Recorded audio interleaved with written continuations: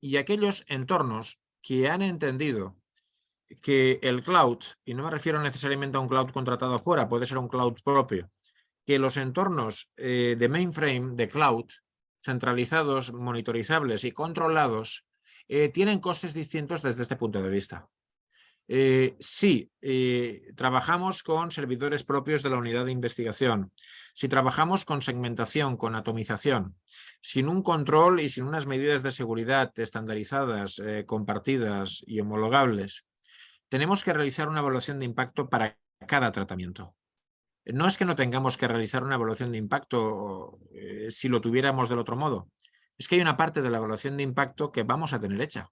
Porque si el entorno no cambia, si las medidas de seguridad no cambian, vamos a hacer una evaluación de impacto que yo llamaría como diferencial, solo por la diferencia específica para ese tratamiento.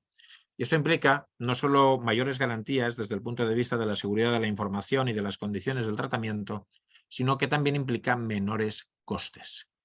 Una vez ya tenemos bien especificado los resultados de este tipo de audit, vamos a tener que aplicar la protección de datos desde el diseño y por defecto. Por defecto significa aplicar el principio de minimización de datos, que no significa menos datos. Yo al inicio de mi intervención les he contado dos ejemplos. Un ejemplo en el que con conocer el diagnóstico y la trazabilidad Bluetooth por geolocalización tenemos bastante, y un ejemplo en el que necesitamos prácticamente 1 millón de historias clínicas completas anonimizadas. Minimización de datos significa ser capaz de establecer cuáles son los datos y el volumen que necesito. Y por supuesto, esas aplicaciones, esa inteligencia artificial, esa aplicación móvil, aquello que estoy desarrollando, tiene que aplicar los principios de protección de datos desde el diseño. Además, hay todo un soporte legal.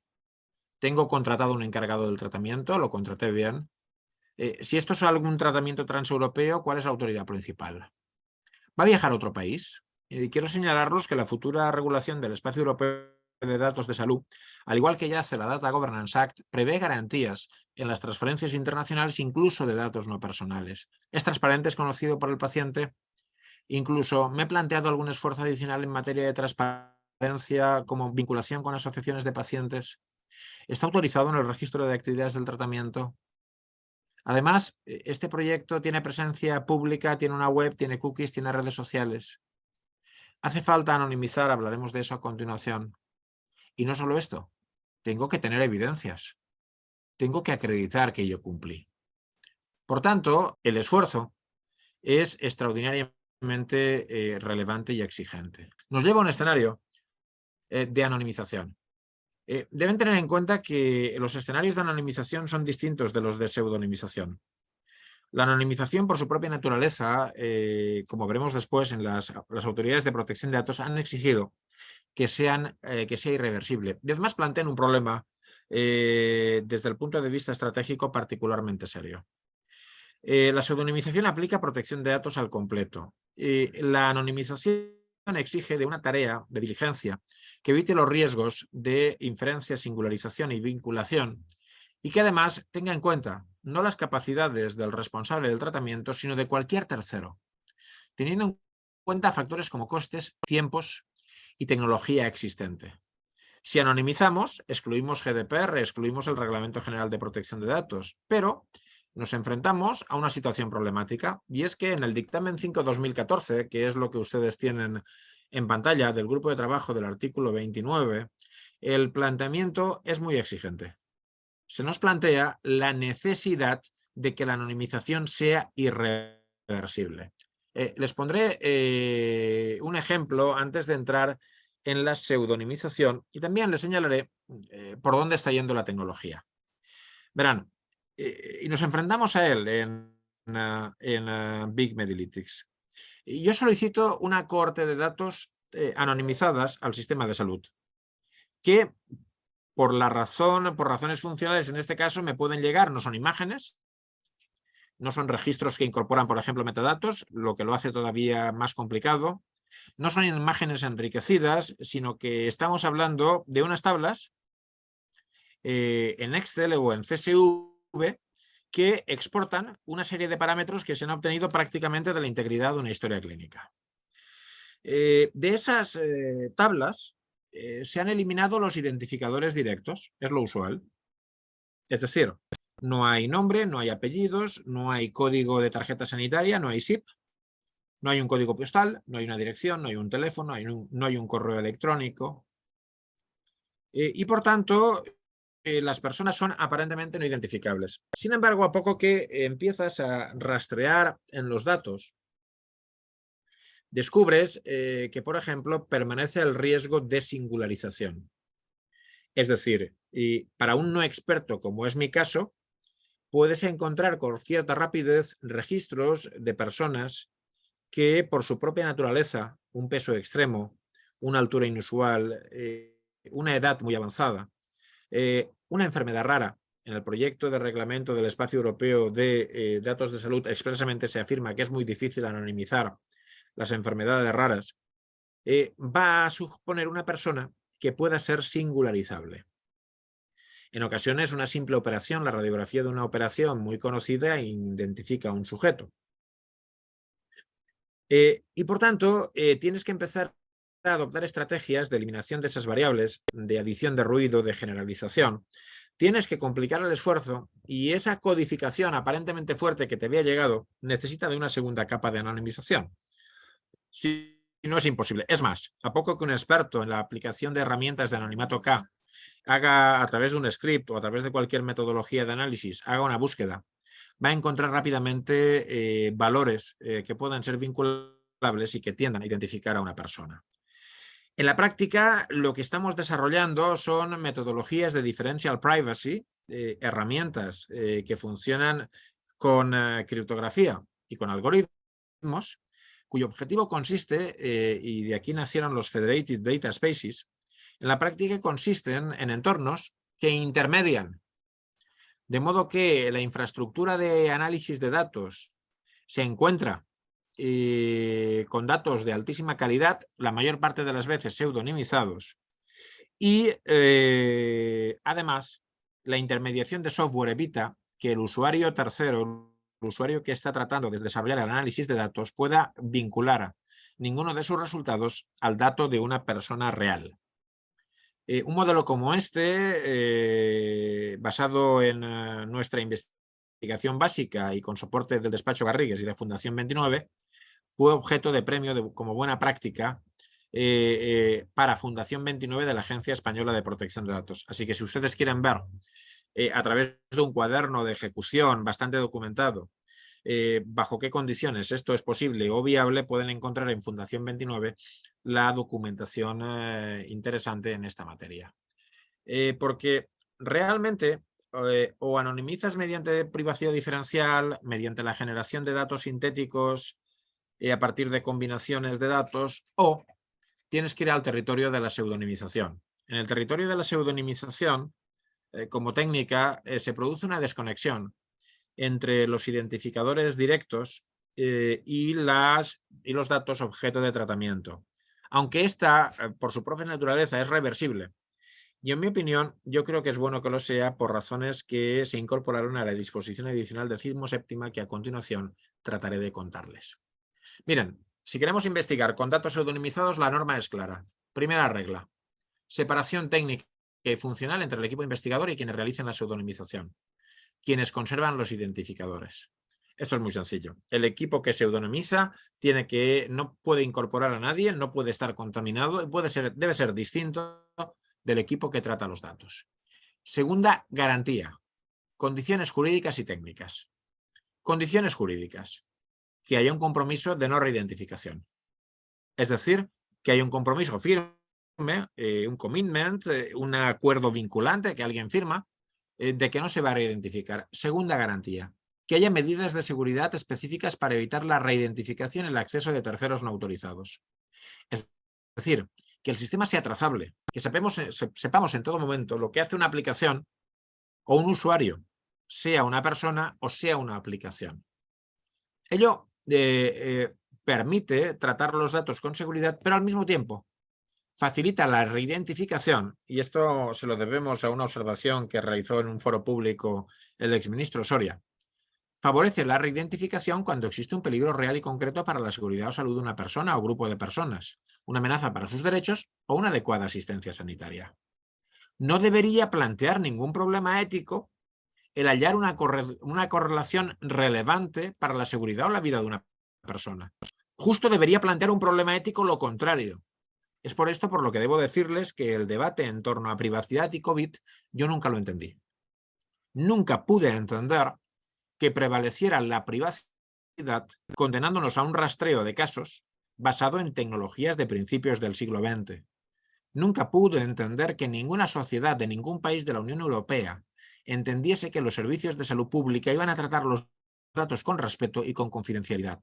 Nunca pude entender por qué probablemente, a consecuencia de un mal entendimiento de la normativa de protección de datos, pusimos en riesgo la salud y quién sabe si la vida de muchas personas. Creo que los expertos en protección de datos y la política deberían leer muy bien la experiencia obtenida en COVID y entender hasta qué punto el uso de datos, incluso de datos personales, puede ser estratégico y relevante para la seguridad de una sociedad y para el bien común. Pero bueno, aquí no acaban las obligaciones. Vamos a ver. Es decir, además, pueden haber excepciones a los derechos cuando exista algún tipo de acceso directo por parte a datos, cuando se tratan de datos pseudonimizados, porque no podemos informar, cuando se trate de ciertos resultados de la investigación. En cualquier caso, hay una cierta relajación del principio de acceso, rectificación, cancelación y oposición al tratamiento en este tipo de supuestos, básicamente porque en muchas ocasiones desde el punto de los investigadores son de ejercicio imposible. Pero además hay garantías adicionales. Hay que hacer una evaluación de impacto, ya lo dije. Esta es una metodología de análisis de riesgos muy exigente. Hay que aplicar normas de calidad o directrices internacionales sobre buenas prácticas. Esto no solo afecta a la ética, también afecta a aspectos como las metodologías de anonimización o de pseudonimización. Además, hay que adoptar medidas, insiste el reglamento, la ley, para garantizar que los investigadores no acceden a datos de identificación.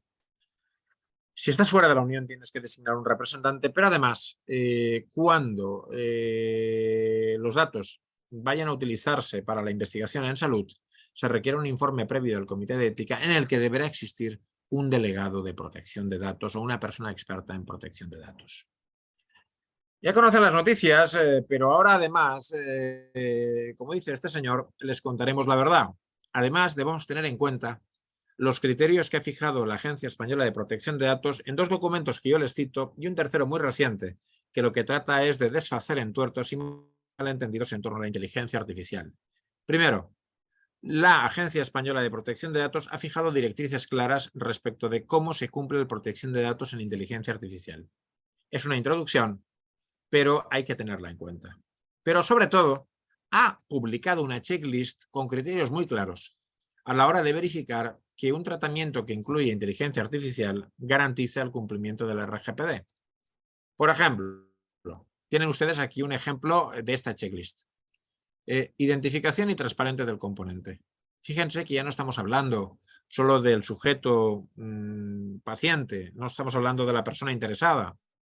Aquí nos están preguntando si el componente de IA está identificado, está inventariado, si tiene alguna integridad basada en criptografía, en firma digital, si hay un histórico de versiones de ese componente. Nos está preguntando si somos capaces de establecer quién es el responsable en cada etapa de vida o del ciclo de vida del componente. Si sabemos, si hemos establecido organizativamente en qué consisten esas responsabilidades y a quién se atribuyen. Si hay un audit y si el tratamiento está en el registro de actividades del tratamiento. Si tenemos delegado. Es decir, como pueden ver, y esta checklist es una pequeña parte, es el bloque 1. Es una checklist relevante que nos obliga a verificar si en inteligencia artificial, si en deep learning hemos aplicado esta materia.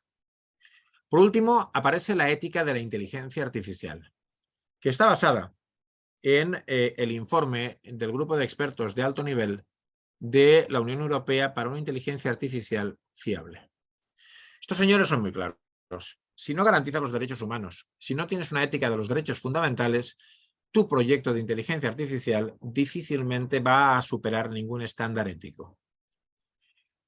Para ello, tú tienes que garantizar que la IA sea lícita, hay que cumplir las normas. Acuérdense ustedes de mi artículo, cumplimiento normativo desde el diseño. Hay que garantizar principios y valores éticos y además hay que proporcionar robustez. Es decir, técnicamente debe funcionar bien, debe ser segura y socialmente debemos garantizar que no se provoquen daños. Esto, en la práctica, implica ciertos objetivos a la hora de desplegar un entorno de inteligencia artificial. Por ejemplo, hay que garantizar, como ven ustedes en la transparencia, la garantía de la libre autodeterminación del ser humano. Hay que evitar el daño. Hay que ser capaces de reparar el daño y de evitar discriminaciones. Hay que ser capaces de explicar las decisiones de la IA. Y todo esto está en permanente tensión, obliga a unas metodologías de análisis. Hay que atender a las personas vulnerables. Hay que balancear riesgo y oportunidad. Y hay que prevenir el riesgo y hay que tener medidas de respuesta ante el riesgo.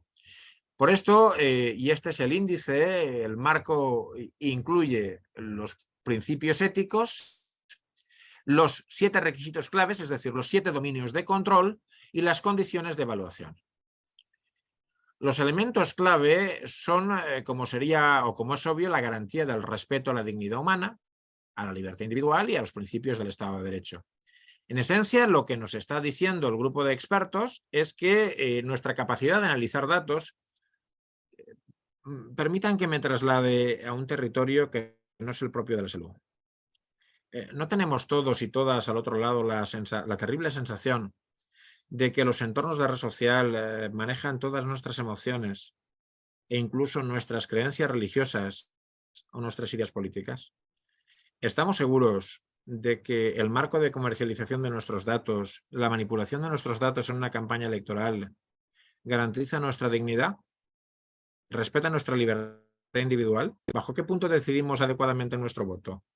¿Bajo qué condiciones tenemos la capacidad de desarrollar estrategias de respeto en materia de inteligencia artificial?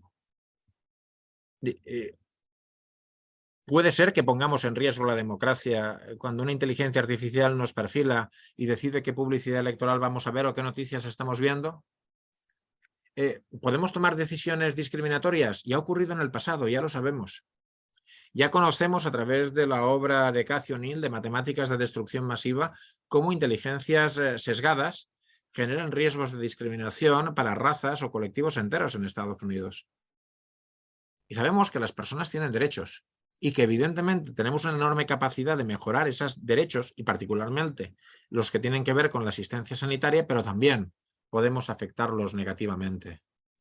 Y por ello tenemos 4 principios básicos: respeto de la autonomía humana, prevención del daño, equidad y explicabilidad.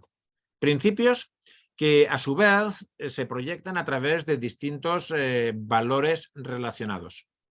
Desarrollen ustedes la inteligencia artificial al servicio del bien común, de los intereses del ser humano. Diseñen centrándose en las personas, aseguren la supervisión y el control humano, aseguren el principio de no maleficencia, aseguren la integridad física y mental, la seguridad, la robustez técnica, que no afectemos a personas vulnerables. A mí me da mucho miedo pensar que en redes sociales se está manipulando a menores de edad a través de una inteligencia artificial. Tengamos en cuenta los efectos adversos, las propias asimetrías de poder. En el ámbito de las relaciones laborales, también en el ámbito de la relación con los pacientes. Tengamos en cuenta el entorno natural. ¿Cuánto nos cuesta en términos ecológicos este procesado de datos? Garanticemos la distribución de beneficios y costes. No engañemos a los usuarios. Utilicemos un principio de proporcionalidad entre fines y medios. Garanticemos que el ciudadano pueda oponerse a una decisión basada en IA. Garanticemos la indemnización por daños. Y este es uno de los problemas particularmente más serios, y perdonen la velocidad, pero nos acercamos a las 5 y no quiero perjudicar demasiado al siguiente ponente y tener una pequeña oportunidad para que interactuemos. Tengamos en cuenta que la inteligencia artificial exige ciertos esfuerzos. Uno es el de la transparencia. Es decir, el del conocimiento por parte de la sociedad de aquello que estamos haciendo y sobre todo la posibilidad de justificar, de explicar lo que hacemos. Ahora bien, a diferencia de lo que algunos expertos quieran entender, El grupo de expertos, a mi juicio, entiende que hay grados de explicabilidad. Si tenemos una inteligencia artificial altísimamente explicable, podemos estar felices, pero si no, deberíamos tener metodologías de intervención humana que contrapesen el esfuerzo que supone en alguna ocasión manejar una correlación o un resultado que no necesariamente podemos explicar o justificar. Es ahí donde tenemos que decidir si damos marcha atrás o si la intervención humana alcanza a aportar el grado de explicabilidad que justifica la decisión que se vamos a tomar. Todos estos principios están interrelacionados, no me voy a detener. Cada uno de ellos tiene un dominio de control con una serie de elementos relevantes. Cada uno de ellos pueden ustedes ver en solidez técnica y seguridad como la necesidad de tener un botón del pánico, un plan de repliegue es esencial, o la precisión o la fiabilidad, o algo que conocemos todos los científicos. Si yo desarrollo un determinado resultado con una analítica de datos, debería, bajo las mismas condiciones, producir los mismos resultados. No hablaremos de privacidad, hemos hablado ya mucho, pero sí hablaremos de la necesidad de tener trazabilidad, ya me refería a ella, de tener capacidad de justificar las decisiones y de comunicar que aquello con lo que se está interactuando es una inteligencia artificial y no un sujeto humano, de no confundir. Garanticemos no afectar al principio de discriminación y ya me he referido al bienestar social y mental y a la rendición de cuentas. Es decir, todo ello nos conduce al análisis de riesgos, al Ethical Impact Assessment. Y nos obliga a tener en cuenta las metodologías, y yo les recomiendo, aparte de la bibliografía, que se familiaricen con las metodologías que se han denominado ALTAI, es decir, la checklist de control y la metodología ALTAI que ha desarrollado el grupo de expertos de alto nivel. Y para acabar, resulta que tenemos que ser capaces de probar todo esto, de documentar, de probar, de justificar. Miren, este es un esquema básico de evidencias que yo exijo en cualquier proyecto de investigación al que estoy. Necesito saber en la fase prospectiva o la retrospectiva cuáles van a ser las actividades del tratamiento. Necesito una descripción. Necesito estar seguros de que hay un protocolo, hay un diseño adecuado de la investigación, de que hay un protocolo ético, de que hay una aprobación por el comité de ética y, en su caso, de que hay un consentimiento informado y una evaluación de impacto de la IA si fuera necesario. Y necesito tener un claro data flow, una clara imagen de los tratamientos, una clara definición de roles, un claro análisis de riesgos y de medidas adoptadas en materia de seguridad y cumplimiento normativo.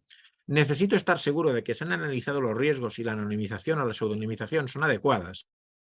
Necesito estar seguro de que se ha cumplido con transparencia y si al final del camino hay un tratamiento de datos, necesito que alguien lo haya autorizado y que eso esté en un registro de actividades del tratamiento. Necesito todo esto para estar seguro de que estamos cumpliendo. Yo he cumplido de aquella manera porque nos quedan 7 minutos, pero al menos estoy en tiempo y espero haberme ajustado los objetivos, aunque debo decir que el campo es tan amplio que podríamos estar hablando de esto 50 minutos o 50 horas. Ricard, muchísimas gracias por esta visión tan profunda y en tan poco tiempo de los retos que tenemos con el uso de los datos y con la inteligencia artificial, el uso de los datos en el más amplio sentido de la palabra y lo difícil que nos lo están poniendo, aunque aparentemente, como comentas tú, tenemos muchas posibilidades, pero lo difícil que nos están poniendo para cumplir los inmensos requisitos del uso de los datos en el ámbito de la investigación si queremos hacerlo bien, ¿no? Me gustaría abrir fuego porque yo sinceramente creo que muchas de las instituciones que dedicamos a investigación no estamos preparadas para cumplir todos estos requerimientos, ¿no? Necesitamos expertise, no solo necesitamos formación, que es una parte muy importante, pero necesitamos en nuestros equipos alguien que se encargue de verificar que estamos haciendo bien las cosas. Los proyectos de investigación, los comités éticos de investigación son un elemento clave, debe haber alguien que se incorpora a ellos y desde la perspectiva y por concretar de una institución de investigación sanitaria como esta, ¿cuál es tu visión para poder cumplir todo esto? ¿Necesitamos equipos in-house o alguien experto? Veréis, ¿Modelo de yo creo gobernanza definido? que, claro, no tengo autorización y digamos que diré un nivel de detalle básico, aunque Sería muy interesante tener al otro lado a Bernardo Valdivieso para que lo contase incluso mejor que yo.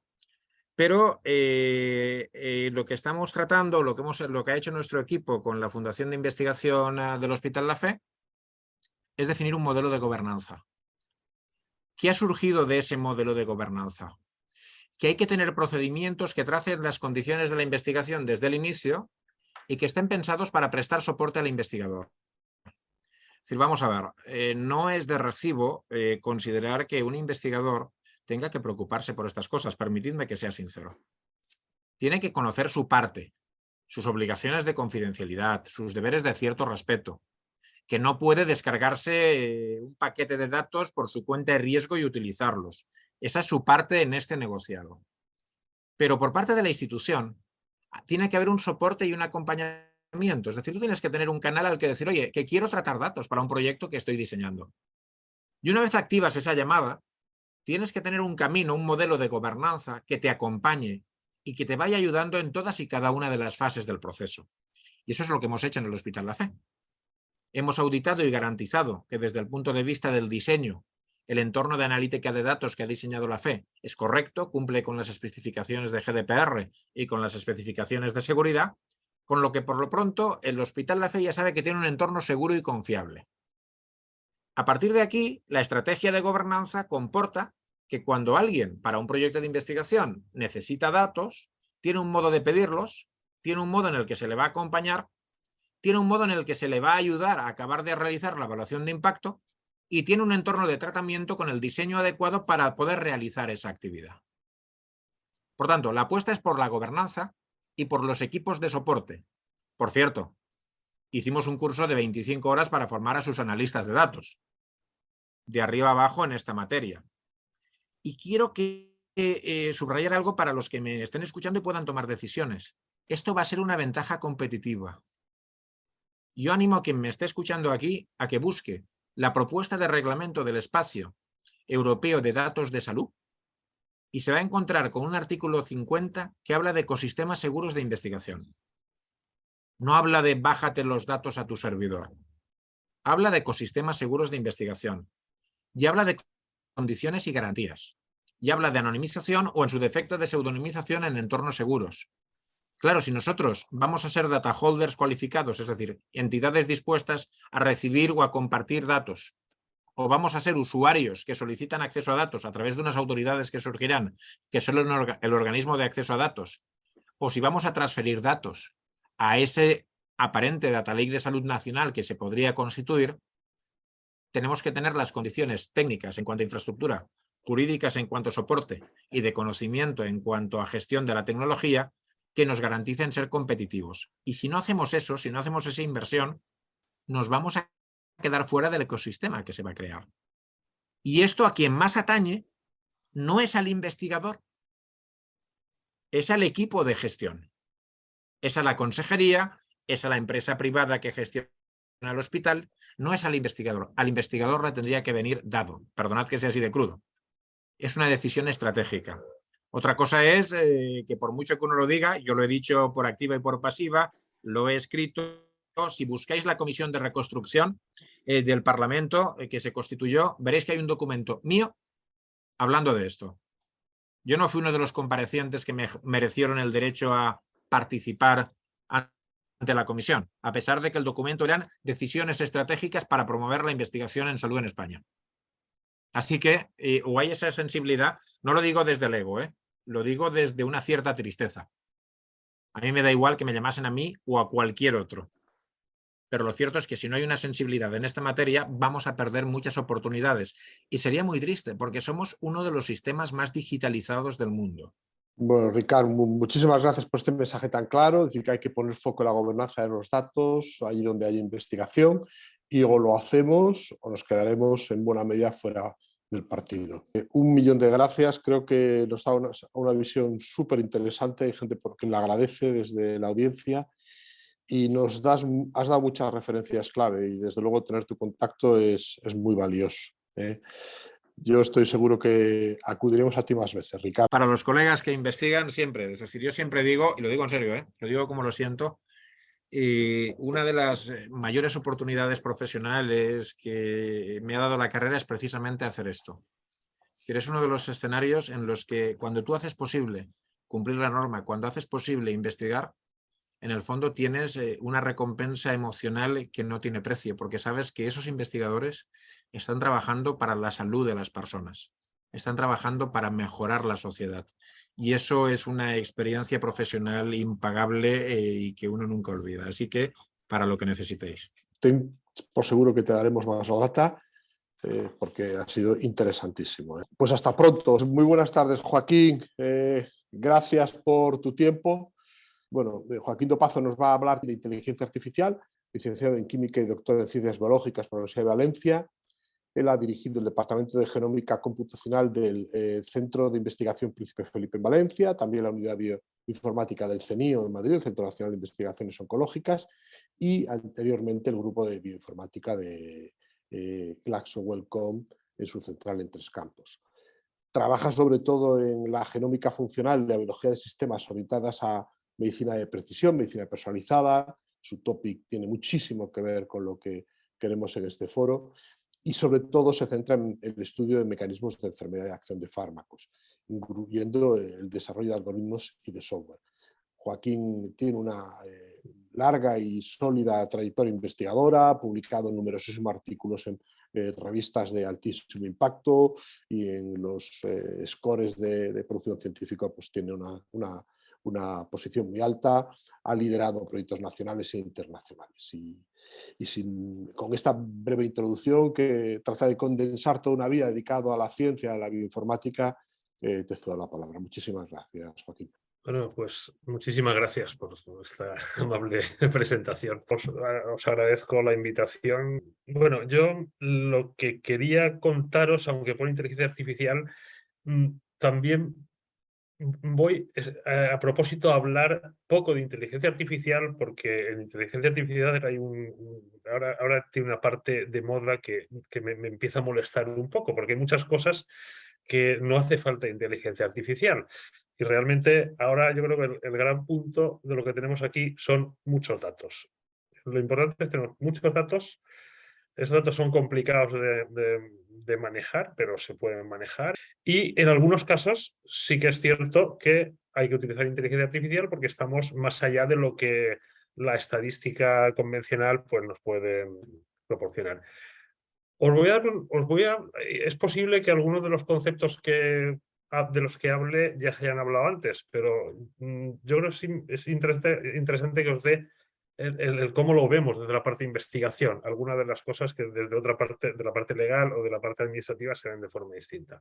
Lo primero es que el concepto de Big Data. Yo siempre digo cuando estoy con médicos que cuando me dicen, pero exactamente qué es Big Data, digo, bueno, pues si te cabe en un Excel no es Big Data, ¿vale? Entonces, estamos hablando ahora de volúmenes de datos realmente muy, muy grandes, ¿no? Empezando por los propios datos clínicos que recoge el sistema de salud.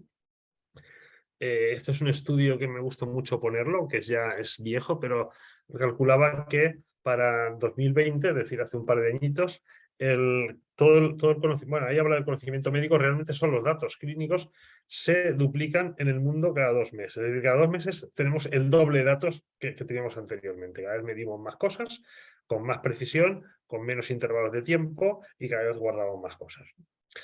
Por ejemplo, en la parte de genómica, tengo aquí esta transparencia, este señal que dice genomas a menos de 600. Esto ya está obsoleto. Hace unas semanas salió el nuevo secuenciador de Illumina con genomas a 200 euros. Entonces, genomas a 200 euros quiere decir que se va a empezar a generar estos datos de forma voluminosísima y aún no sabemos qué vamos a hacer con ellos. Imagen médica es un generador de datos muy conocido y luego cada vez vamos a ver más datos que vienen de dispositivos portátiles porque cada vez vamos a tener más telemedicina, hay una tendencia a controlar a los pacientes fuera del hospital y que no tenga que venir tanto al hospital y controlar de forma mucho más detallada con esto. Esto quiere decir que estamos generando unos volúmenes de datos que son, bueno, inimaginables, ¿no? Entonces, esto supongo que se habrá hablado antes, pero lo remarco, todos estos datos normalmente los producimos para lo que llamamos uso primario, es decir, pues los producimos para tomar decisiones sobre el paciente, pero no los guardamos.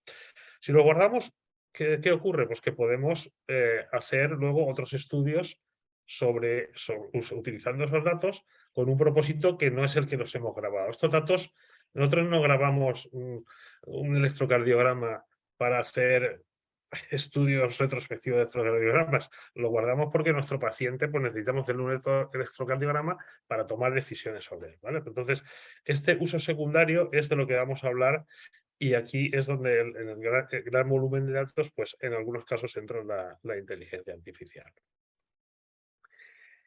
Estos son otros dos conceptos que supongo que se habrán hablado, los datos del mundo real. Llamamos estos datos del mundo real porque, al contrario, cuando vamos a hacer este tipo de estudios retrospectivos sobre estos datos, esto no es como un ensayo clínico en el cual diseñamos qué son los datos que necesitamos de cada paciente y los vamos recogiendo en un cuaderno de laboratorio. Aquí nos manejamos con lo que graba el sistema de salud, y con todo lo que recoge del paciente, y que en algunos casos es de un nivel de detalle que es absurdamente innecesario para algunas cosas, y en otras cosas nos quedamos cortos, incluso en algunas cosas no se recogen y las tenemos que inferir.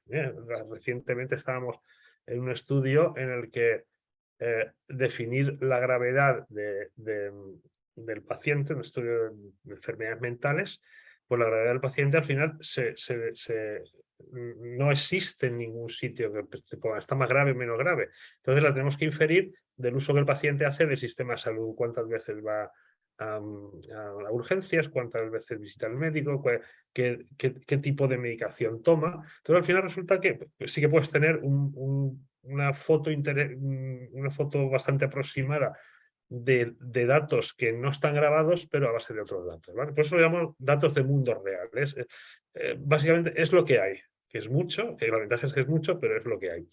Y las evidencias del mundo real pues son cuando utilizamos datos del mundo real para obtener evidencias, haciendo estudios retrospectivos. Estas son definiciones de Wikipedia, pero que son importantes. Y os presento un poco a la joya de la corona del sistema andaluz de salud, de la que voy a hablar un poquito a lo largo de la charla, ¿vale? Entonces, esta es la base poblacional de salud. Básicamente es un repositorio donde todo lo que graba el sistema de salud, no todo, pero prácticamente todo lo que graba el sistema de salud se vuelca con una periodicidad mensual, más o menos, y se va volcando acumulativamente desde 2001, aunque con mucho detalle es a partir de 2010 o así. A partir de 2010 tenemos prácticamente todo lo que graba el sistema de salud. Estamos hablando de una comunidad de un tamaño de, pues tiene unos 8,5 millones de habitantes, es decir, el tamaño que pueda tener, por ejemplo, Austria o Suiza. O anoche mismo estaba hablando de esto precisamente con un sueco, le decía, mira, mi región es más grande que tu país. Y esto es así. O sea, tenemos una región que es más grande que algunos países de la Comunidad Europea. Con lo cual quiere decir que el nivel de estudios que podemos hacer en repositorios como este, pues son a nivel como lo harían en otros países, ¿no? Y lo interesante es que uno de los objetivos de esta base poblacional de salud es el uso secundario de los datos. Está hecha no solo para recogerlo, sino para investigación. Y contiene, pues bueno, pues lo que muy brevemente, por si os interesa, hay un artículo publicado en el cual pues, se habla en más detalle, aunque ahora tiene más cosas, ¿no? Pero la base de datos, pues la base de datos de usuarios del sistema de salud, toda la historia clínica electrónica, Diraya, que se llama Diraya aquí, Sistema de Información de Salud Mental, el CMBD, y luego, pues, vacunas, pacientes terminales que van aparte, pruebas de imagen, analíticas, sistemas de información de farmacia, tiene toda la farmacia hospitalaria, pero también la farmacia de oficina. Es decir, sabemos si los pacientes compran los medicamentos que se les recetan, ¿no? Y entonces es interesantísimo, tiene prácticamente todo, es una cosa impresionante. Entonces, llegando, que he llegado antes al último, a la última parte de la charla anterior, aquí a mí que se ha hecho una regulación también para el uso de los datos clínicos, de BPS y de otros, bueno, realmente de todas las fuentes que existen, ¿no? La información, esta resolución pues incluye los módulos de historia de salud digital, la base poblacional y otros registros, ¿no? Entonces, esto es una forma en la que se puede hacer el acceso a estos datos, el que entraré un poco después. ¿Por qué queremos analizar esos datos? Los que vengáis de la parte médica, pues probablemente conozcáis la historia esta de Semmelweis, que es muy interesante, ¿no? Pero realmente yo la traigo aquí no por lo interesante que es, que me parece muy interesante, y ahora os la cuento para que no lo conozcáis, sino porque realmente es un ejemplo, hace un siglo y pico, de uso secundario de datos.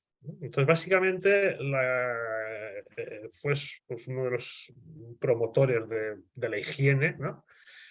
Por observación, puramente por observación. Él observó que en las salas donde los doctores, los médicos en prácticas asistían a los partos, pues había mucha más mortalidad que en las salas que asistían las comadronas, pero cuando digo mucha más mortalidad es bastante más mortalidad. Ahí de hecho era casi más peligroso parir en esas salas que parir en la calle, ¿no? Entonces, él lo que vio mirando el registro y tal, es mirando una información que se había guardado en el hospital, no con ese propósito, sino un propósito de trazabilidad o de apuntar las cosas que se han hecho, pues esa información descubrió que realmente los estudiantes que iban a atender los partos venían antes de las lecciones de anatomía en la morgue, ¿no? El concepto de lavarse las manos no existía en aquella época. O sea, imaginad cómo traían las manos los señores cuando iban a hacer los partos, ¿no? Entonces, bueno, la historia de esta fue bastante curiosa, ¿no? Porque, o sea, fue de los que propuso que había que lavarse las manos y toda la parte de la higiene, y fue bastante denostado por sus otros médicos contemporáneos, etcétera, etcétera. Para el que no conociera la historia. Pero la traigo aquí simplemente porque es un caso de uso secundario de datos. Entonces, ¿cuál es la condición necesaria, aunque no suficiente, para el uso, bueno, para lo que sería el análisis, la posibilidad de analizar los datos? Pues la digitalización de los sistemas de salud. Entonces, los sistemas de salud están prácticamente todos digitalizados. La cuestión es cómo lo digitalizas, porque ahora mismo la digitalización, la idea es que el médico pueda acceder de forma fácil a la información sobre sus pacientes. Pero en muchos casos esta digitalización no ha sido pensada para hacer preguntas transversales, es decir, para ver la información de muchos pacientes y hacer otro tipo de estudios, ¿no? Entonces, es necesario digitalizar el sistema de salud para guardar esa información, pero no es una condición, pero no es suficiente para eso, necesitamos más cosas. Esto en cuanto a lo que sería el almacenamiento de datos. ¿Dónde entra la inteligencia artificial? Y luego voy a decir también dónde no entra. Hoy voy a poner algunos ejemplos donde no entra la inteligencia artificial, pero vamos a comentar un poco ahora inteligencia artificial. La inteligencia artificial básicamente la vamos a utilizar pues, como una herramienta donde hay un manejo de datos muy voluminoso y este escalado muchas veces no es una cuestión de simplemente de poner un número más grande de fuerza de trabajo. Antes no tiene sentido poner muchos trabajadores hacer una carretera cuando hay una excavadora que te la hace más fácilmente, ¿vale? Y aquí, pues meto un paréntesis, aunque sea avanzar otras cosas, avanzarme un poquito en lo que voy a contar luego, pero habréis oído temas del estilo de pues, inteligencias artificiales que son capaces de ver pues, radiografías, por ejemplo, y son capaces de acertar pues con la... Bueno, hay quien dice que mejor que los patólogos, luego realmente no está tan claro de cómo, pero lo harán mejor, quiero decir, es como si uno pretende decir, es que una excavadora no va a ser más fuerte que yo, pues sí, una excavadora es más fuerte que tú, si es que tampoco tiene ningún sentido.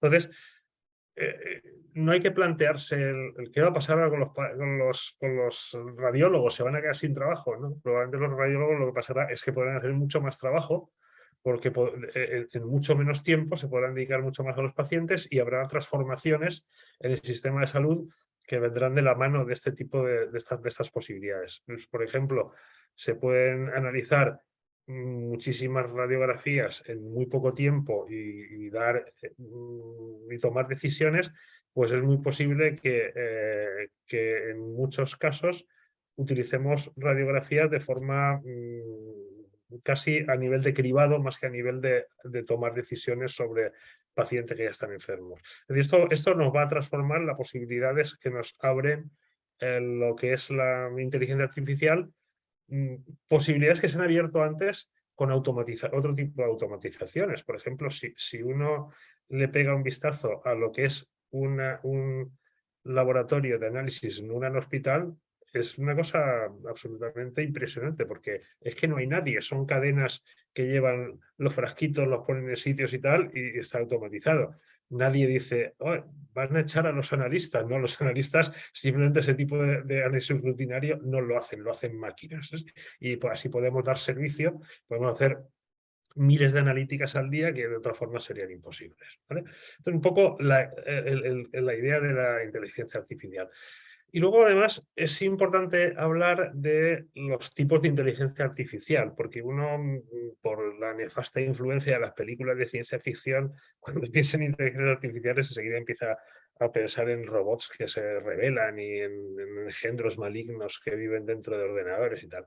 Entonces, lo que existe a día de hoy es lo que se llama la inteligencia artificial estrecha, que es sistemas que son muy buenos procesando o haciendo algún tipo de operación, pero una única, ¿no? Una operación. Y ahí tenemos distintos tipos de sistemas, pues sistemas expertos, los sistemas, por ejemplo, los sistemas de estos que conducen los coches de forma automática son este tipo de sistemas de reconocimiento de voz que los tenemos a los teléfonos, etcétera, etcétera, reconocimiento de caracteres que nos cogen un PDF, una imagen y leen lo que hay. Todo ese tipo de sistemas tienen detrás una inteligencia artificial, ¿no?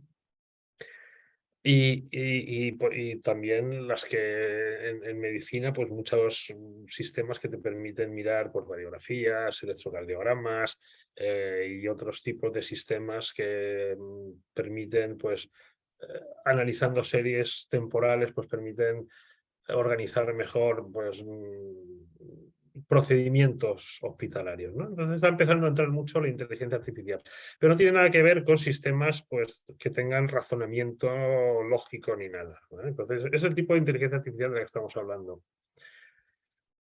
Y ya sé, estaría pues un poco complicada, pero vamos a ir de la izquierda a la derecha. Bueno, vamos a empezar por el centro. Cuando hablamos de algoritmos de inteligencia artificial, siempre ponen estas cositas de aquí. Seguro que habéis visto este tipo de cosas, ¿no? Estas bolitas conectadas, tal, que son las redes profundas y todo este tipo de sistemas. Bueno, ¿esto qué es? Vámonos a la izquierda. ¿Os acordáis de lo que es un ajuste por mínimo cuadrado? Bueno, a lo mejor no os acordáis, pero esencialmente nosotros tenemos una serie de puntos que sabemos que cambian de forma lineal, es decir, un eje cambia de forma lineal con otro, y lo que podemos hacer es hacer el ajuste por el mínimo cuadrado, lo que te hace es ajustarte, pues, la recta que más explicaría esa distribución de puntos, ¿vale? Lo que vemos es qué pendiente ajusta esa distribución de puntos y esa de mínimos cuadrados, es decir, vemos que las distancias de los puntos a la recta sean la mínima, ¿no? Minimizamos esa distancia, ¿vale? Eso es lo que hace básicamente el algoritmo, buscar la recta que más se ajuste a todos esos puntos. Bueno, pues eso representado en bolitas es esto que hay abajo. bueno, que he puesto la I y la X mal, ¿vale? O sea, la I tendría que estar al otro lado. La I me depende por un factor. La suma se puede hacer aparte. La Y depende de un factor de la X, ¿no? Por ejemplo, esto sería que cada vez que crece la X, la Y crece por media vez. Vale, pues ya está, ya se ha encontrado. Vale. Pues, ¿qué es lo que tenemos a la derecha? ¿Cuándo nos salimos de lo que es estos ajustes que nos permite hacer pues, las matemáticas clásicas y la estadística clásica? Cuando tenemos problemas muy complejos, en los cuales tenemos, en lugar de solo una X, muchas X, en lugar de solo una Y, muchas Y, y además las relaciones entre todas esas variables son unas relaciones muy complejas que no son lineales, pero además no las conocemos de antemano. Entonces, eso lo representamos con una serie de puntitos, de muchas capas, a las cuales lo que hacemos es, no hacemos el ajuste al final, básicamente es como un entrenamiento. Lo que haces es enseñarle los datos muchas veces, datos que conoces. Si todo este grupo de X me da todo este grupo de Y, pues voy ajustando los parámetros hasta que tenga un modelo que me prediga de un lado a otro, ¿vale? Entonces, esos modelos de redes profundas es uno de los modelos más, digamos, usados de inteligencia artificial. No son los únicos, hay más tipos de modelos. Pero básicamente la idea es esta. Son modelos en los cuales, cuando tenemos muchos datos, espacios complejos, que se relacionan de forma compleja entre ellos, y además tenemos múltiples variables de entrada que dan múltiples variables de salida, eso, la estadística clásica patina bastante. Modelos multivariables y tal patinan bastante porque son unos niveles de relaciones superiores. Entonces, ahí este tipo de metodologías funcionan muy bien. Y básicamente las utilizamos o para problemas de clasificación, cuando ya tenemos, o de búsqueda de patrones, o para problemas de detección cuando ya tenemos entrenado la red, ¿no? Tenemos un predictor y entonces ya le metemos los valores y nos va dando los resultados, ¿vale? Esto es muy por encima, por no entrar en detalles, lo que sería una de las partes más importantes de la inteligencia artificial, que es en lo que está basado, pues, por ejemplo, todos los sistemas de reconocimiento de imagen que en teoría van a dejar sin trabajo a los radiólogos, etcétera, etcétera, ¿vale? Y luego hay otro factor, que es hasta qué punto, o sea, luego en la percepción tanto de los pacientes como de los clínicos, de hasta qué punto quieres dejar que la inteligencia artificial tome decisiones, ¿no? Entonces, aquí hay una comparación muy interesante, os recomiendo esta referencia porque la verdad es que es muy interesante en general sobre inteligencia artificial aplicada a la medicina. Y compara lo que serían los distintos grados de niveles de toma de decisión que pues, se puede dejar en manos de inteligencia artificial comparados con los de los coches que se conducen solos, ¿no? Entonces, mientras que en un coche, pues al final lo quieres que el coche se conduzca solo y te lleve y te deje en paz y tú te vas leyendo el periódico mientras el coche te lleva a su sitio, o sea, que se comporte como un taxista. En el tema de clínico no es exactamente así. Entonces probablemente nos quedaríamos en un nivel en el que la inteligencia artificial nos dé un soporte muy grande, pues liberándonos de muchas tareas rutinarias. Lo mismo que la automatización nos ha liberado de tareas manuales rutinarias, esto nos libera de tareas no de laboratorio, sino de tareas pues, intelectuales pero rutinarias, ¿no? Y luego la decisión la tomaría el médico. Ese es un poco el contexto en el que nos movemos. Esto lo comento también, yo creo que es importante hablar de esto, que es la inteligencia artificial interpretable. Esto es una tendencia porque muchos de los sistemas de inteligencia artificial encuentran relaciones muy complejas, pero luego tú no eres capaz de saber qué relaciones entre las variables son las que te han dado la predicción. Eso quiere decir que muchas veces no sabes tú si... O sea, que cuando falla el sistema no sabes por qué ha fallado. o puede estar un sistema fallando y tú no sabes por qué. Entonces, la idea de la inteligencia artificial explicable es que tú tengas un sistema muy bueno prediciendo, pero que además sepas por qué predice, en función de qué variables predice. Entonces, muchas veces lo que ocurre es que cuando metemos muchos datos a una inteligencia artificial, pues nos busca la mejor combinación, y la mejor combinación a lo mejor busca datos que están correlacionados con otros datos que son los causales, pero no son los datos causales. E inmediatamente este tipo de sistemas lo ven. Por ejemplo, hay un ejemplo muy típico que decía que la hora era muy importante, la hora del diagnóstico era muy importante a la hora de decir si de la gravedad bueno, no me acuerdo qué diagnóstico era. Claro, cuando tú ves eso, realmente lo que te está capturando es que cuando tú vas a urgencias a las 3 de la mañana es porque te ocurre algo serio. Entonces, eso se puede capturar de otra manera, pero desde luego la hora en sí no es un factor. Sí que es un factor en el contexto en el que esté. Entonces, este tipo de cosas es lo que te permite ver una inteligencia artificial explicable. ¿Vale? ¿Y qué es lo que sacamos de la aplicación de estas metodologías? Pues podemos sacar muchas cosas, pero yo creo que uno de los pioneros fue Søren Brunner, que empezó a explotar, en este caso, lo que era la base de datos de toda Dinamarca, que por cierto es más pequeña que Andalucía, pero bueno, toda Dinamarca. Entonces, unas cosas que le permitía definir son muy claramente las trayectorias de las enfermedades, todas las enfermedades, y veía qué lleva aquí. Aquí pues asma lleva a dependencia de tal, en fin, la trayectoria que se veía de muchas enfermedades. Y esto es muy útil, obviamente, para cuando uno tiene que prever qué es lo que se va a encontrar en el futuro. Y aparte de eso, todo lo que es el tema de predictores, pues se está haciendo avances fantásticos, ¿no? Y estos son algunos ejemplos, pues, por ejemplo, el Deep Patient, estos son publicaciones que tampoco es que sean súper recientes, ¿eh? Estamos hablando de publicaciones de a lo mejor de hace ya una de 2016, es decir, esto se lleva un tiempo trabajando. Pues son sistemas que te permiten, pues, predecir trayectorias del paciente a un año, o predecir si va a necesitar o no un cierto tratamiento, una cierta intervención, un cierto fármaco en ciertas enfermedades, ¿no? Entonces, esto es algo que estos son sistemas al final de apoyo a la toma de decisiones que cada vez van a ser más útiles y se van a usar más.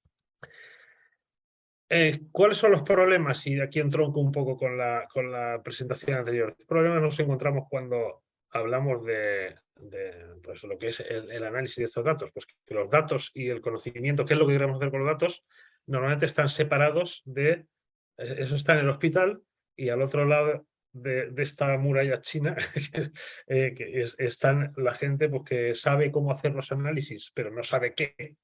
Uno tiene la pregunta relevante y el otro tiene la metodología de análisis relevante y la computación, ¿no? Entonces, el método tradicional que se ha utilizado ha sido, pues saca los datos del sistema de salud y los analiza fuera. Pero realmente, pues hay una serie de riesgos y hay una serie de problemas inherentes. Y el riesgo de identificación de pacientes no es un riesgo, no es una tontería. No es una tontería. De hecho, hay muchos casos, muchos ejemplos y literatura que cuenta cómo, pues, puedes reidentificar pacientes, y de hecho esto es este que hay a la derecha es una publicación relativamente reciente en el que hablan, que muestran de cómo un intento así muy, bueno, interesante pero naif a la vez, de poner datos en abierto, pues acabó con identificación de pacientes, que es relativamente fácil con unos cuantos datos demográficos, ¿no? Entonces, bueno, pues al final hubo que retirarlo y tal. Esto lo hicieron en Australia.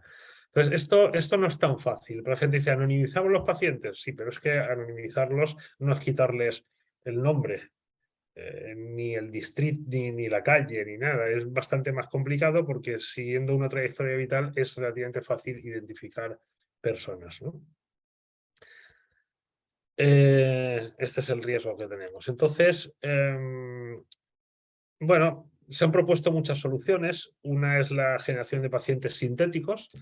El problema es que generar pacientes sintéticos basados en distribuciones de variables que ya conocemos, pues nos hacen pacientes que está bien, pero tampoco nos sirven de mucho, porque como ya conocemos el sistema con el que los generamos, pues realmente tampoco vamos a aprender nada de eso. A lo mejor para educación está bien, pero no para descubrir cosas nuevas, ¿no? Para investigación. Otra cosa que se puede hacer es generar los pacientes de otra manera. Aquí sí que entra la inteligencia artificial. Hay unos sistemas generativos de redes de estos profundas generativos, las redes adversariales, que son capaces de capturar relaciones entre las variables que analizan. Y esto viene de la fotografía, de la imagen y tal. Y esto es un ejemplo de red adversarial en la que genera caras. Bueno, si estuviéramos más en directo, os preguntaría, ¿cuáles de estas, soy capaz de distinguir cuáles son verdaderas y cuáles son generadas? Os dejo un par de segundos así para dar tensión dramática. Pues la respuesta es que ninguna es real, ninguno de estos individuos es real. Esto se está usando y se usa en publicidad y hay compañías que tú le dices, a ver, dame 10 chavales en vaqueros con bici, con no sé qué, hacer un anuncio de tal. Entonces te fabrican personas sintéticas a las cuales pues no tienes que pagar, no vas a tener problemas de imagen, etcétera, etcétera. Vale, pues este tipo de aproximaciones se pueden utilizar para hacer algo parecido con historias de salud. Te puedo coger y decir, bueno, ahora voy a coger una historia de salud y voy a generar historias de salud que se parezcan a las del paciente real. Pero primero, dos palabras. ¿Cómo funcionan estas redes adversariales? Estas redes son dos tipos de redes. Un generador y un discriminador. Entonces, uno coge los datos reales y se pone a generar datos primero a partir de datos aleatorios. Entonces, el discriminador enseguida es capaz de distinguir entre los datos reales y los otros datos. Y le pasa la información al generador de por qué lo ha distinguido. Pues esto no son caras porque no tienen ojos. Entonces el generador le empieza a poner ojos. Y el discriminador dice, bueno, sí, vale, tiene ojos, pero no son caras porque no tienen orejas. Y le pone orejas. Y después de varios cientos de millones de iteraciones, al final el discriminador llega a un momento en que es incapaz de distinguir entre las caras de verdad y las generadas. En ese momento es cuando el generador sabe hacer caras realistas. ¿Qué es lo que ocurre aquí? ¿Qué diferencia hay con lo otro? Pues que si aquí captura relaciones entre las variables, aunque yo no las conozca, es decir, yo genero unos pacientes en los que los pacientes que generen tienen las mismas relaciones entre variables que los pacientes reales y yo podría descubrir cosas en esos pacientes que aún no se conocen. Podría descubrir alguna relación entre las que pasa en un paciente de diabetes y tal, y cómo evoluciona, porque si tengo esas variables, con los datos generados de esta manera. Esto en teoría. Ahora se está trabajando bastante. Nosotros tenemos un proyecto con el Instituto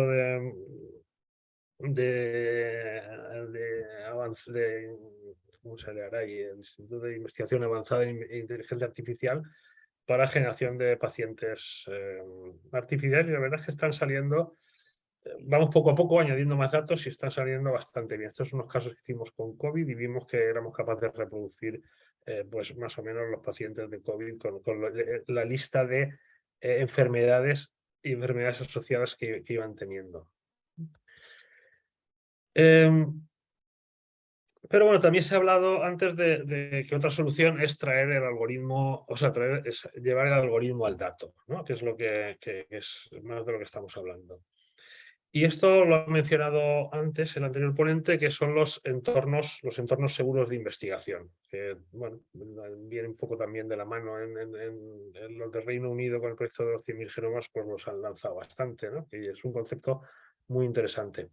Fijaos que lo que hacemos básicamente, la forma clásica es, este es el proceso por el cual uno hace una solicitud de datos para el comité ético, perdón, uno hace proyecto de investigación, se lo aprueba el comité ético, entonces con la aprobación se hace una solicitud de datos, esos datos se recogen de la base de datos, se sacan del sistema de salud, se ponen donde sea, se analizan y ya está. Y aquí están lo que hemos hablado antes, los problemas de reidentificación, etcétera, etcétera. Entonces, lo que hemos hecho ha sido dotar al sistema de salud andaluz de la capacidad de computación dentro de lo que es la red corporativa, con lo cual los datos se analizan dentro del sistema de salud, ¿no? Y lo que sale son los resultados, que no tienen ningún problema de privacidad. Obviamente esto ahora mismo pues depende, es un poco manual y depende de gente que hay dentro analizando los datos, y lo ideal a lo que se tiende pues es a un sistema en el que estos datos puedan ser manejados desde fuera, pero sin poder copiarlos ni sacarlos. Es decir, tú puedes acceder a las variables que son los datos, pero tú no puedes acceder a los datos de verdad, pero puedes multiplicar las variables, restarlas, ver qué correlación entre una variable y otra. Ese tipo de operaciones sí que las puedes hacer, sacar tus resultados y ya está, ¿no? Por lo cual, esto es un poco la tendencia natural de este tipo de sistemas. Esta es la infraestructura que hemos montado. Y es muy interesante porque ya lo han mencionado antes, pero también la idea con la que va esta infraestructura es pues, ser parte del espacio de datos nacional, en el cual se está hablando ya cada vez más abiertamente de temas de federación de datos. Es decir, no se van a poner los datos en un sitio, como les he dicho antes. Cada uno tendrá los datos en un sitio y se va a hacer una federación de datos.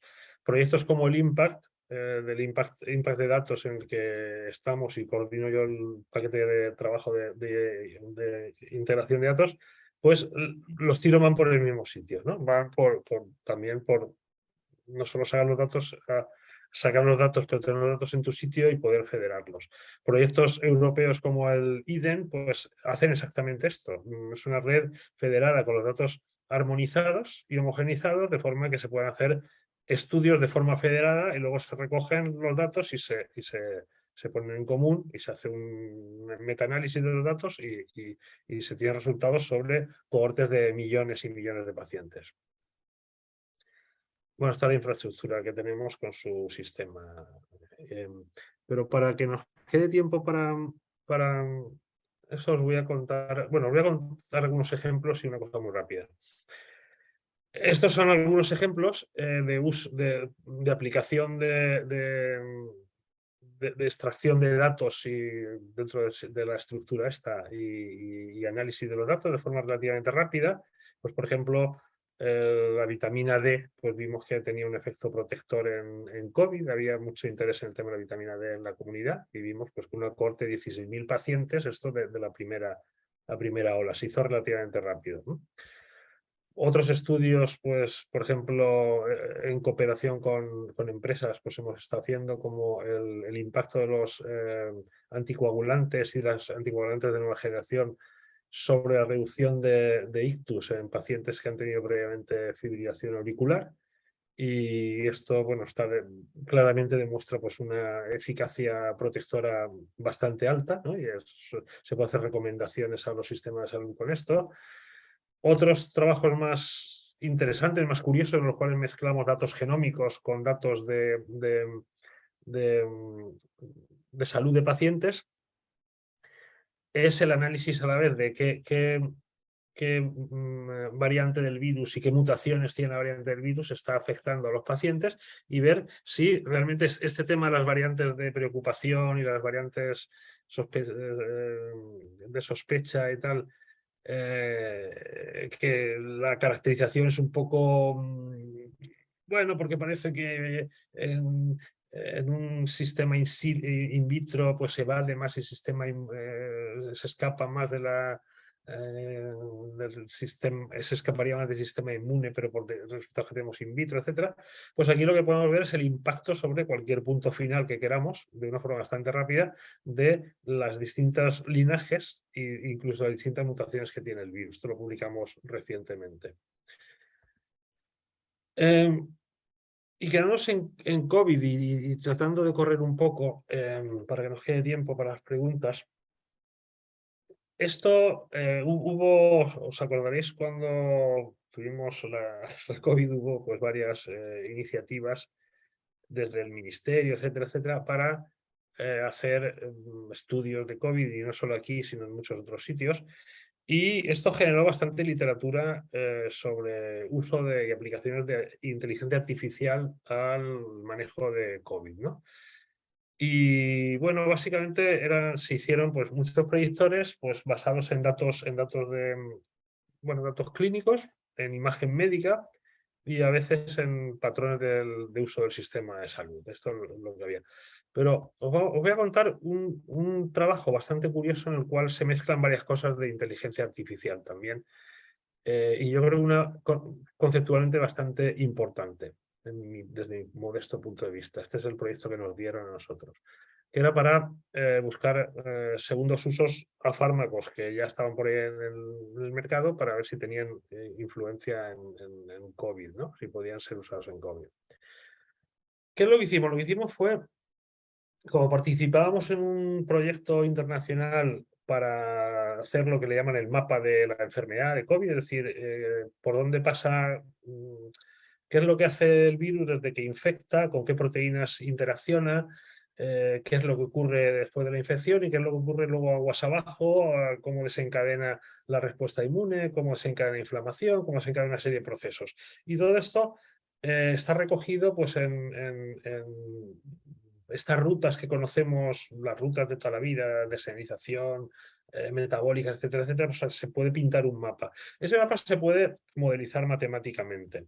Entonces lo que usamos son este tipo de modelos mecanísticos en los que vemos que si ponemos, por ejemplo, si sabemos cómo unos genes se relacionan con unas proteínas se relacionan con otras, podemos poner datos sobre cuál es la actividad génica en un sistema dado, y esto nos da, como si fuese un circuito eléctrico, básicamente, si ciertas funciones pues, van a ocurrir o no van a ocurrir en la célula. Cuando tenemos el mapa de la enfermedad, lo que podemos hacer es, digamos, conceptualizar qué parte de ese mapa va pues, a inflamación, a respuesta inmune exacerbada, a coagulopatías, etcétera, etcétera. Es decir, podemos relacionar esta ruta de señalización con parte de los puntos finales o los fenotipos de la enfermedad que nos interesa.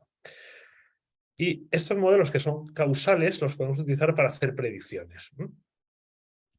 Entonces, ¿qué es lo que hacemos? Utilizamos Machine Learning, inteligencia artificial, para relacionar, para tratar de explicar el mapa de la enfermedad en función de otras proteínas, pero no otras proteínas cualquiera, de proteínas que sean dianas de otros fármacos que ya están en el mercado. Es decir, para hacer este repurposing, para hacer este segundo uso, si yo puedo explicar parte del mapa de la enfermedad en función de cómo funcionan una o varias de estas proteínas, eso quiere decir que si yo actúo con un fármaco sobre esas proteínas, estaré actuando sobre el mapa de la enfermedad, en teoría, ¿vale? Entonces, esto es una predicción.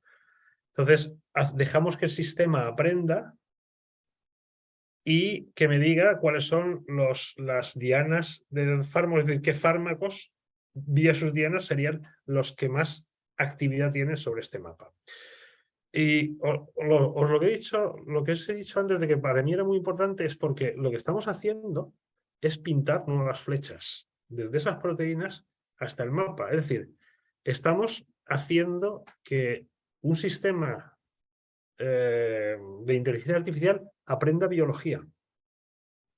Le damos datos de expresión génica medida en muchos órganos, en muchos individuos, en muchos tal, y al final aprende que cuando esta proteína, porque estos son sistemas causales, es decir, no es una correlación lo que estamos buscando. Lo que estamos buscando es una causalidad, es decir, que siempre que se active este vas a tener un efecto sobre el otro, pero no necesariamente al revés. Entonces, hacemos esta lista y, bueno, pues tenemos lo que se llama las relevancias. Pues ahí siempre tienes unas puntuaciones. Pues esta diana de este fármaco es la que más actúa, otra no. Pues hay algunos fármacos que actúan muy bien, pero que actúan sobre todos los sitios, con lo cual realmente pues no nos sirven. También si echas ácido sulfúrico a una célula de cáncer la matas y también matas al portador, ¿no? Entonces, realmente necesitamos algo más específico. Una vez vemos la especificidad en función de algunos fármacos, en función de esto, lo que hacemos es ver validaciones. ¿Y dónde nos vamos a validar? Pues nos vamos a validar a la base poblacional de salud. Entonces, lo que hacemos es un estudio de, utilizando todos los pacientes de primera ola que estuvieron hospitalizados, ver si algunos de estos pacientes estaban tomando alguno de estos fármacos antes, por otra razón, y ver si esos pacientes, independientemente de su edad, comorbilidades, sexo, fumador, no fumador, etcétera, etcétera, es decir, en todo rango de condiciones, el hecho diferencial es que si tú tomabas una de estas medicinas, sobrevives más que si no la tomabas, ¿vale? Esta es la forma de esta parte ya no es inteligencia artificial, esto es COX, esto es supervivencia, es un análisis de supervivencia, un análisis de tratamiento, ¿vale? Entonces, con estos 16.000 pacientes hospitalizados, pues vimos que hay un efecto muy protector de unos 21 fármacos, y entre esos 21 fármacos muchos estaban especialmente enriquecidos en los que habíamos predicho, ¿vale? Además, como tenemos datos de analíticas también, pues podemos ver que otros parámetros que se utilizan para medir la progresión de COVID, por ejemplo, el conteo de linfocitos, pues también eran significativamente buenos, ¿no? Iban en la dirección que tenían que ir de forma significativa. Es decir, y ya para acabar, ¿qué es lo que hemos hecho aquí? Lo que hemos hecho aquí ha sido generar conocimiento biológico generar conocimiento biológico de los datos, con esta iniciativa de hacer el mapa. Luego cogemos y hacemos que el sistema aprenda de cuáles son las relaciones entre ese mapa de enfermedad y los dianas de otros fármacos, y hacemos hipótesis de esos fármacos son los que podrían ser para el tratamiento. Y validamos esas hipótesis con datos reales, de datos del mundo real, de la base poblacional de salud. Fijaros que esto es un nuevo paradigma en la generación de conocimiento. He hecho todo el proceso de descubrimiento científico sin haber hecho yo personalmente ni un solo experimento. Los hicieron otros. Quiero decir, no es que diga yo que no hay que hacer experimentos. Lo que digo es que ahora hay tantos datos que es posible que el experimento que necesitas hacer ya esté hecho. Y en datos del mundo real tenemos muchísimos datos que se pueden utilizar en lugar de hacer experimentos o hacer estudios prospectivos, que son muchísimo más caros y a veces están solucionados por estudios retrospectivos. Y básicamente me voy a quedar aquí para que tengamos tiempo para preguntas. Pero bueno, pues gracias por vuestra atención después del segundo, siendo la segunda, y yo creo que nos queda tiempo. A ver. Pues tampoco vas a dejar mucho tiempo, pero he empezado casi 10 minutos tarde. Fenomenal.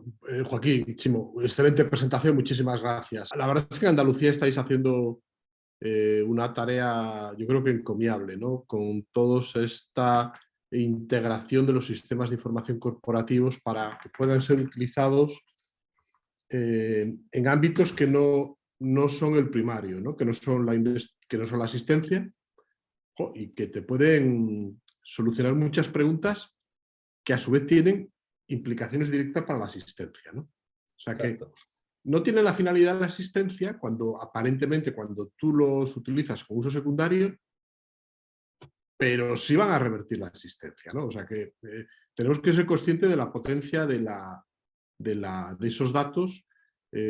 ¿No? Hablábamos antaño de medicina basada en la evidencia, ahora podemos hacer medicina basada en nuestros datos.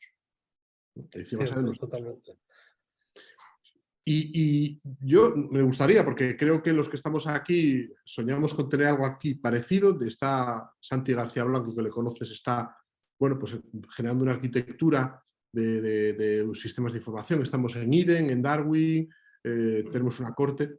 Bueno, que nos pinceles así, desde tu punto de vista, cuáles han sido las claves para haber hecho posible, ¿no? Así que tenéis ya los datos integrados, la parte técnica, tenéis una gobernanza, tenéis gente que sabe, que se dedica a esto, tú eres uno de ellos, ¿no? Y estáis obteniendo resultados, ¿no? Habéis hecho el ciclo, habéis cuadrado el círculo, ¿no? Para ti, ¿cuáles son los elementos claves para que eso haya pasado, ¿no? Pues mira, te diré, yo la verdad es que la parte de la base de poblaciones de salud yo ya me la encontré, o sea, no hay ningún mérito mío aquí en hacerlo, eso me lo encontré, pero también es verdad que me lo encontré muy poco usado. De hecho, yo le decía el chiste a la persona que lo lleva, digo, esto parece la biblioteca del Nombre de la Rosa, ¿no? Porque está aquí todo guardado, los libros, pero no son para leer, ¿no?